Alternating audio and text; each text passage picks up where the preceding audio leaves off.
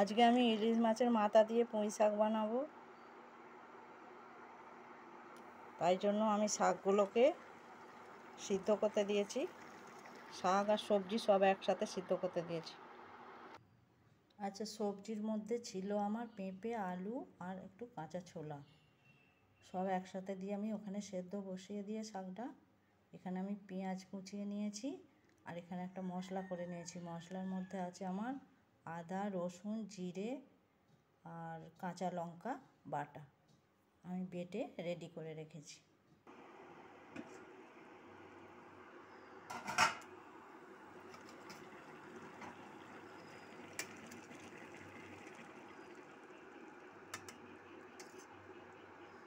শাকটা এবার আমার সেদ্ধ হয়ে গেছে। এবার আমি শাকটা নামিয়ে নিয়ে কড়াটা পরিষ্কার করে নেব।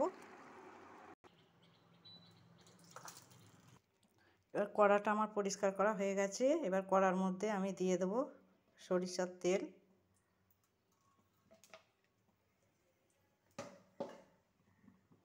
আর ওর মধ্যেই আমি দিয়ে দেব 5 ফোড়ন আর একটু শুকনো লঙ্কা।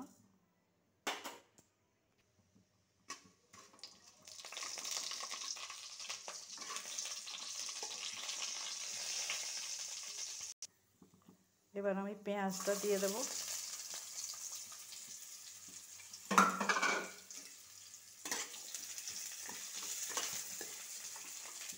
এর মধ্যে পেঁয়াজের মধ্যে আমি একটু নুন দিয়ে দেবো, যাতে পেঁয়াজটা তাড়াতাড়ি ভাজা হয়ে যাবে, নরম হয়ে যাবে।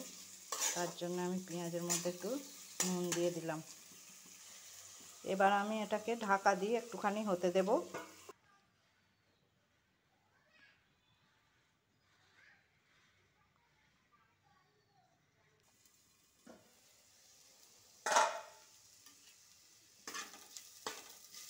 এবার পেঁয়াজটা আমার ভাজা হয়ে গেছে। এর মধ্যে আমি শাকটা ঢেলে দিলাম।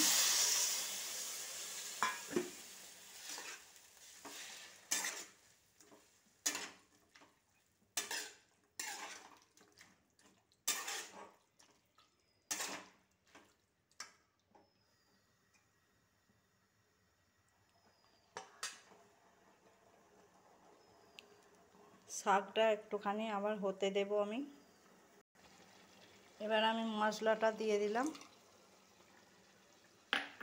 আর এই যে আমার কাছে ধনের গুঁড়ো ছিল, ধনের গুঁড়োটা দিয়ে দিলাম।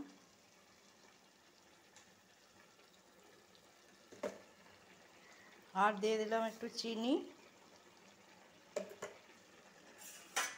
দিয়ে আমি একটু নাড়িয়ে দেব, দিয়ে আবার ঢাকা দিয়ে হতে দেব কিছুক্ষণ।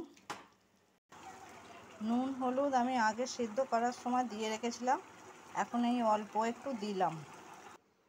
এখন আমি এই ইলিশ মাছের মাথাটা আর এই তেলটা শাকের মধ্যে দিয়ে দেব।